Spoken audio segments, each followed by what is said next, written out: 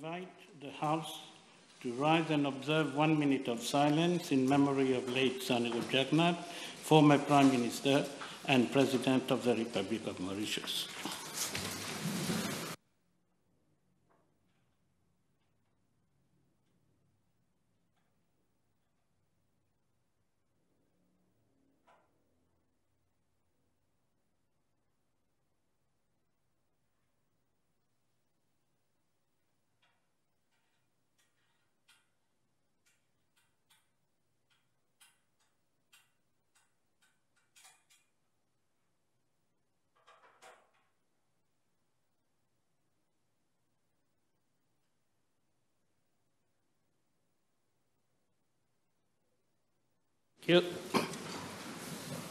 Motion, Prime Minister. Mr. Speaker, sir, I beg to move that all the business on today's order paper be exempted from the provisions of paragraph 2 of Standing Order 10. The question that the business on today's order paper be exempted from the provisions of paragraph 2 of Standing Order 10. Those in favour, the aye. Those against, the no. Aye. The ayes have it. Tribute to be paid. Mr. Speaker, sir, it is with a heavy heart and profound sadness that I address the House and the nation to pay tribute to the memory of Sir Jugnauth, GCSK, KCMG, QC, PC, former President of the Republic and former Prime Minister, who passed away on Thursday, 3rd of June, 2021, at the age of 91. With the demise of Sir the country has lost one of its most illustrious sons, a remarkable and highly respected statesman who devoted himself to the service of his motherland and in his own unique way touched the hearts of his people. It is indeed a difficult task to do full justice to the memory of such an outstanding and inspirational leader who leaves such a huge legacy. Mr. Speaker, sir, Sir Anirudh was born on 29th March 1930 at Palma, Quatre-Bornes. He attended the Palma Church of England School for his primary education and later the Regent College for his secondary education. Destined to become the architect of modern Mauritius, Sir Anirudh had very humble beginnings.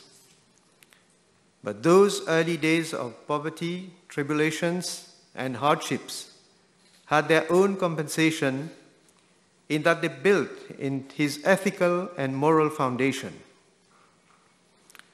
The first lessons came from his father, the second from Professor Basteu Bisundayal, and the third from his school.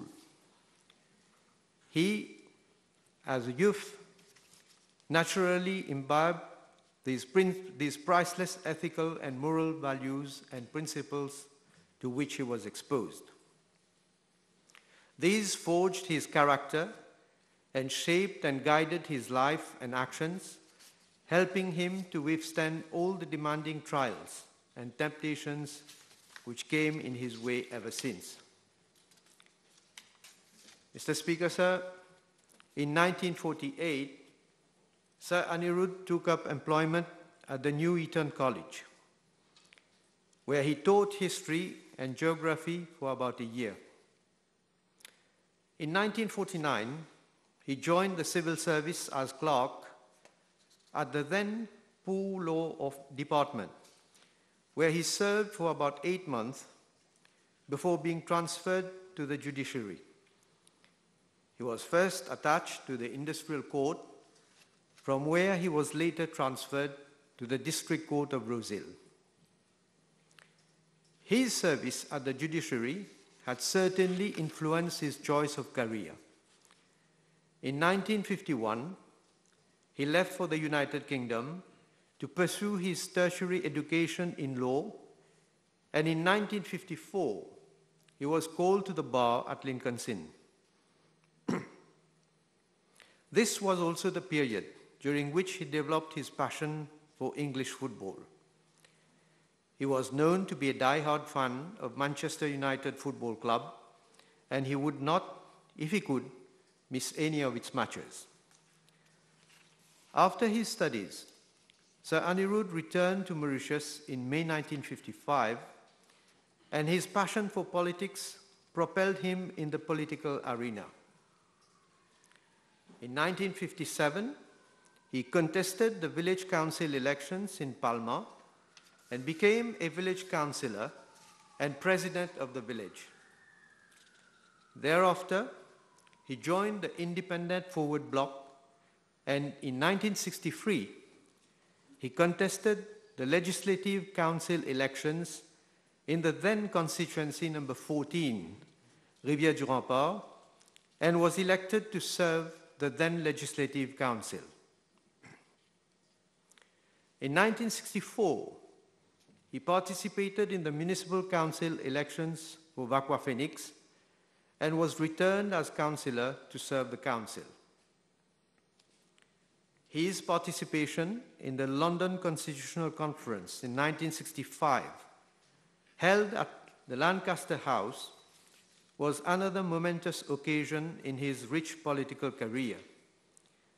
He was part of the Mauritian delegation, led by Sir Sivasagar Ramgoolam, to that crucial and decisive constitutional conference, which was to decide on the ultimate status of the colony of Mauritius.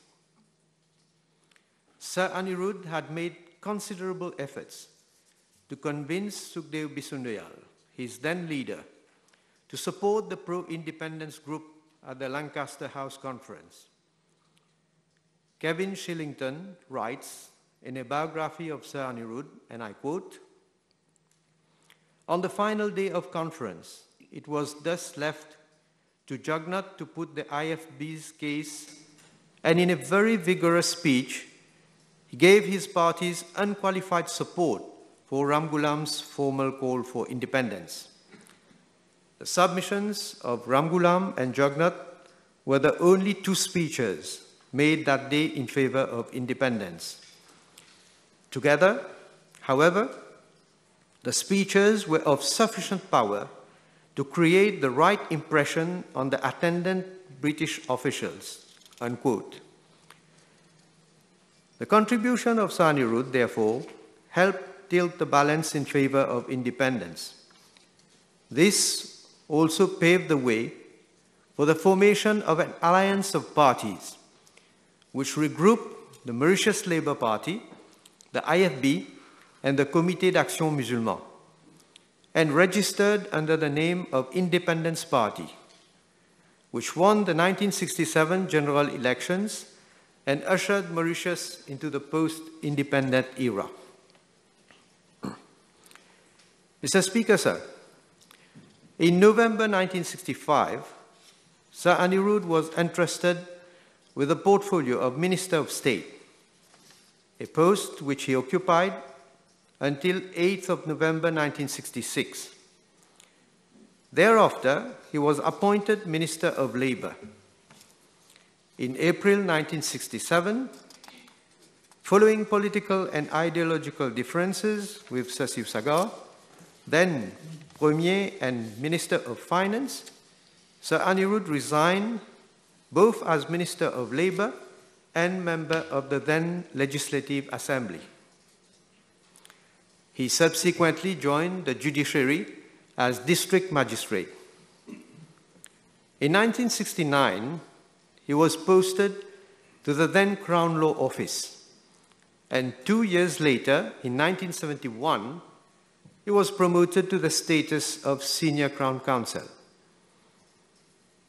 On 30th of September 1971, Sir Anirudh resigned as Senior Crown Counsel to engage himself in active politics. Thus, on 7th December 1971, he joined the Mouvement Militant Mauricien, and 2 years later, in 1973, he became the president of the party. In 1976, Sir Anirudh contested the general election in constituency number 7, Piton and Rivière-du-Rempart, under the banner of the MMM, and was returned as third member to serve the said constituency. There was a hung parliament with the MMM winning 34 seats, the Labour Party 28 seats, and the PMSD 8 seats. Following a coalition between the Labour Party and the PMSD, the post-electoral alliance became the ruling party. Sir Anirudh was thus appointed as leader of the opposition. Mr. Speaker, sir, on 11th June 1982, Sir Anirudh again contested the general election in constituency number 7 under the banner of the MMM-PSM alliance and was returned as first member to serve the then Legislative Assembly. The 60-0 result of the poll was a historical first. The MMM-PSM alliance party had won every contested seat across the country, a score that was unique worldwide in a freely contested multi-party democracy. Thus, Sir Anirudh assumed his first prime ministership. However, following certain ideological differences within the alliance, Sir Anirudh founded his own party, the Mouvement Socialiste Militant, the MSM, on 8th of April 1983, with the sun as its evocative symbol. He contested the general election of 21st August 1983 in constituency number 7 under the banner of the MSM Labour Party alliance and was returned as second member.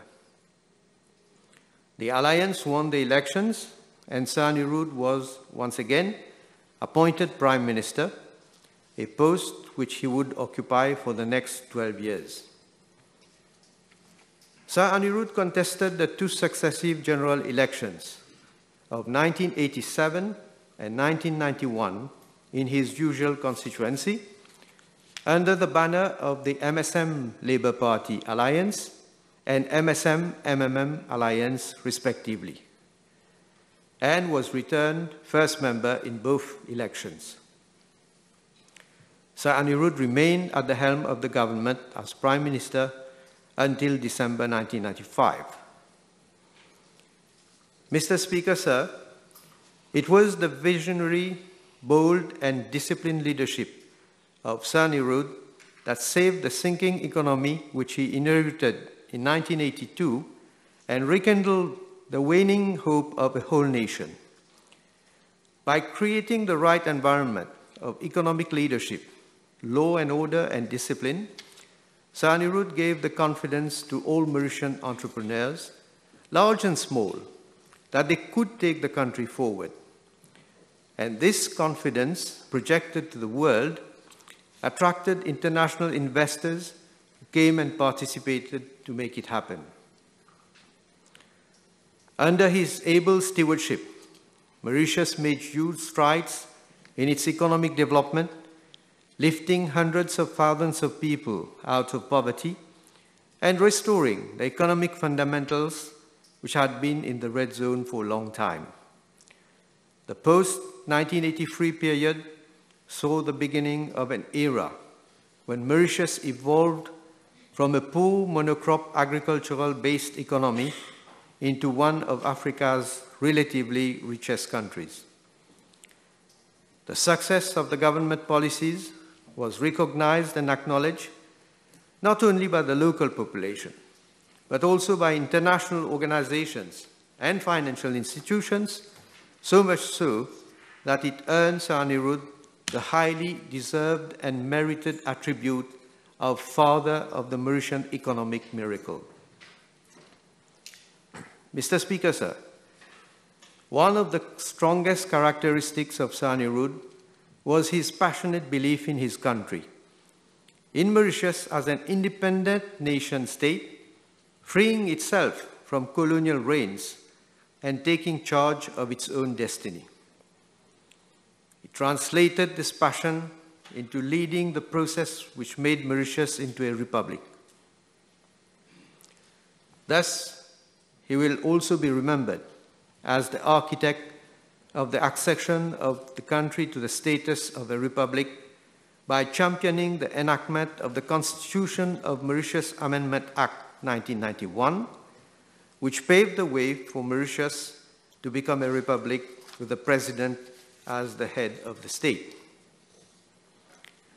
It was indeed another milestone in the constitutional development of our country, when on the 12th of March 1992, Mauritius acceded to the status of a republic, a historic transition that bears the indelible imprint of Sir Anirudh. Mr. Speaker, Sir Anirudh also stood as candidate for the 1995 general election in constituency number 7 under the banner of the MSM-RMM alliance, but was not returned. However, despite the heavy electoral defeat, the only one at any general election, Sir Anirudh, as a true Democrat, conceded the defeat promptly and elegantly while maintaining his poise, dignity, and composure. He was magnanimous in victory and gracious in defeat, and this is the hallmark of a great statesman. Mr. Speaker, Sir, in the year 2000, he contested the general election under the banner of the MSM-MMM alliance and was returned first member for constituency number 7 to serve the National Assembly. He was once again appointed Prime Minister. Mr. Speaker, Sir, it is no secret that Sir Anirudh had a soft spot for Rodrigues, and it is under his prime ministership that, in 2001, the island made a democratic leap by acceding to an autonomous status within the Republic with its own regional assembly and an executive council. Monsieur le Président, Sir Anirudh a toujours défendu ses idées et ses convictions avec détermination. Son courage restera gravé dans nos mémoires. On se souviendra de Sir Anirudh comme l'architecte de la République de Maurice, et c'est lui, encore une fois, en tant que bâtisseur, qui fonda la cybercité d'Ébène en 2001. Grâce à cette infrastructure qui a marqué le début de l'ère du numérique à Maurice, il laissera aux futures générations un héritage qui leur permettra d'exploiter au mieux les opportunités créées par les nouvelles technologies. Il faut se rappeler que durant les années 80, Sir Anirudh s'attellera à la diversification et à la démocratisation de l'économie, tout en lançant deux autres piliers économiques, que sont le secteur des services financiers et le port franc, qui ont contribué significativement au développement socio-économique du pays. Il a propulsé la modernisation des infrastructures publiques à travers le pays et initié la création de la National Development Unit qui aidera à réduire la disparité entre les villes et les villages, sans oublier, Monsieur le Président, sa contribution en faveur de l'émancipation de la femme et l'amélioration de la condition féminine en général. Mr. Speaker, Sir, on 30th of September 2003, Sir Anirudh resigned as Prime Minister to pass on the reign of power to his alliance partner, Honorable Paul Béranger, so as to honor his electoral pledge. In so doing, he amply demonstrated that he was un homme de parole and that in public life, some values and principles transcend politics and party. Being true to himself and his beliefs, he considered it his duty to uphold and promote these values and principles. He was convinced that the best way for one to leave one's mark on the world is to work for lofty ideals and to strive for something bigger than oneself. the outpour of sympathy here and from across the world following his demise proved him so right. On 7th of October 2003, he was elected by the National Assembly to serve as President of the Republic and was conferred the title of Grand Commander of the Order of the Star and Key of the Indian Ocean. By virtue of his strength of character and upholder of values and principles, he fitted admirably for the role of President and champion of the Constitution.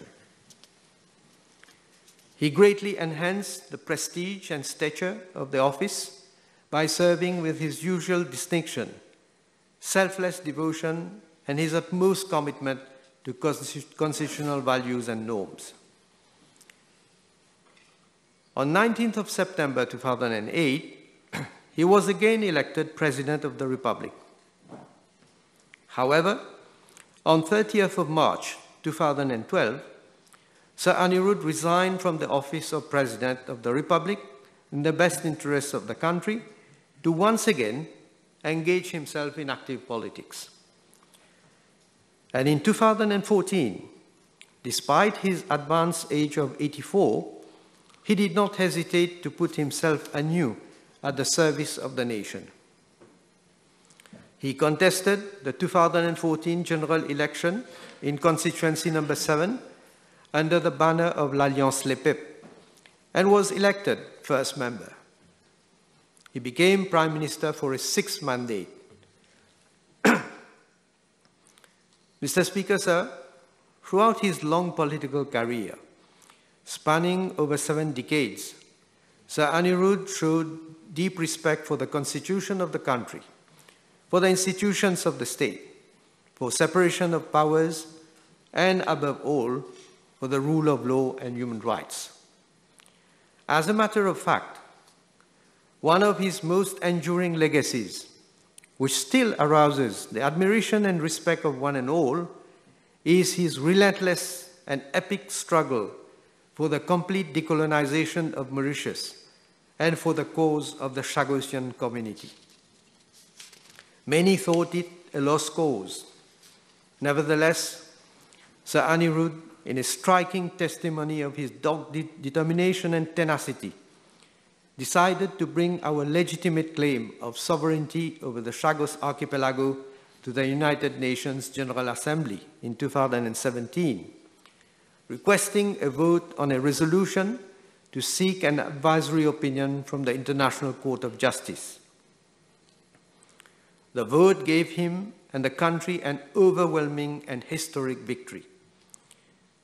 Driven by his unflinching faith, he subsequently decided, at the age of 88, to once again wear his barrister's gown and make a powerful, convincing, and memorable submission at the International Court of Justice for the complete decolonization of Mauritius and the legitimate rights of the Chagossians. This, as we all know, resulted in the landmark pronouncement in favor of Mauritius. That was the last successful battle of Sir Anirudh for his motherland. Mr. Speaker, sir, Sir Anirudh will also be remembered for his contribution to law and order, and above all, for his ruthless battle against the drug mafia, as evidenced by the 2 commissions of inquiry which he instituted on drug trafficking, and the numerous decisive and bold measures he took to tackle the drug scourge in Mauritius, even at the risk of his life. Mr. Speaker, sir, on 23rd January 2017, when he considered that the time was right for him to call it a day, Sir Anirudh resigned as Prime Minister. And on the same day, he was appointed Minister Mentor, Minister of Defense, Minister for Rodrigues, a portfolio which he held until November 2019. Thereafter, he retired from active politics. Mr. Speaker, sir, the achievements and contribution of Sir Anirudh in the course of his long and rich political career have been recognized both in Mauritius and abroad. In 1980, he was conferred with the title of Queen's Counsel by Her Majesty the Queen. In 1984, he was conferred the Grand Croix de l'Ordre de la Pléiade, an honorary order of the Organisation Internationale de la Francophonie, in recognition of his distinguished role in the promotion of the ideals of the organization. In 1985, he was awarded the title of Doctor Honoris Causa by the University of Aix-en-Provence, and that of Doctor Honoris Causa in Civil Law by the University of Mauritius. In 1987, he was elevated to the rank of Privy Councillor by Her Majesty the Queen. This is a distinguished award which conferred upon him the title of the Right Honourable for life. In January 1988, he was awarded the first-class Grand Cordon of the Order of the Rising Sun by the Japanese government. Later in the same year, he was elevated to the rank of Knight Commander of the most distinguished Order of St. Michael and St. George by Her Majesty the Queen. In 1990, France conferred upon Sir Anirudh the title of the Grand Officier de l'Ordre de la Légion d'Honneur, and in 2009, the title of Honorary Doctorate from the Middlesex University was conferred upon him. In 2020, the Padma Vibhushan Award, which is the second highest civilian award in the field of public affairs, was conferred upon Sir Anirudh by the Republic of India for his continuous efforts towards deepening friendship between India and Mauritius. Mr. Speaker, sir, as the House is also aware, following the demise of Sir Anirudh, the Government of India, as a mark of respect to him, declared the 5th of June a day of national mourning throughout India. The whole Mauritian nation was deeply touched by this very telling and significant gesture of sympathy by the Government of India towards Sir Anirudh and the people of Mauritius. I would like to take this opportunity to thank the Prime Minister, Sri Narendra Modi ji, his government, and the people of India for this tremendous tribute to the memory of Sir Anirudh. It is a profound example of the very special relationship between our two countries. I would also like to thank all the foreign dignitaries and all the people from all over the world who expressed their sympathy to Lady Sarojini and my family and to the whole nation on the demise of Sir Anirudh. Mr. Speaker, sir, Sir Anirudh was a man of exceptional qualities who rose from humble beginnings to become one of the country's most accomplished and acclaimed leaders. His life journey is a perfect illustration of the triumph of perseverance, courage, and determination, and is a source of great inspiration to our people, especially our youth. In him, we see a true patriot, endowed with an indomitable spirit, who earned his rightful place in history through the deed of hard work, struggle, and faith in selfless service to the nation. He was a man of great vision, driven by the grand and noble ideals to make his country a better place for everybody, just as he made this house a better place with his distinguished presence and valuable contributions. His leadership qualities percolated from the House into government as he led successive teams of ministers and other parliamentarians by allowing them to deliver results to which he held them accountable. He had earned himself a reputation of being a no-nonsense person. He was known for his franc-parler, for being truthful, candid, and straightforward, qualities that aroused the admiration and respect of his collaborators and opponents alike. But he will be remembered specially for his simplicity and humility. He had deep faith in the universality of men and believed in the eternal values of the brotherhood of men, all of which made him a beacon of peace and harmony. He would never treat anybody differently because of his color, creed, or gender. He professed and practiced patriotism that transcended religion and politics. He indeed personified the wisdom of humanism. Throughout his life, he remained connected with the masses, and he will be sorely missed. The scope of his accomplishment and the admiration that he so rightly earned made of him a living legend. A man of boundless energy, he showed us the power of action. We were simply amazed by what he was capable of doing, even at his advanced age, and he discharged all his responsibilities with honor, dignity, grit, and determination. Even when out of office, he retained his sharpness of mind and remained an inspiring personality to whom we would look for as a source of wisdom and enlightened guidance. Mr. Speaker, Sir Anirudh won the hearts of all Mauritians by his simplicity and warmth. He could walk with kings and yet keep the common touch of simplicity and humility. His noble feelings and his abiding concern for the well-being of his people and his country will continue to be a source of inspiration for generations to come.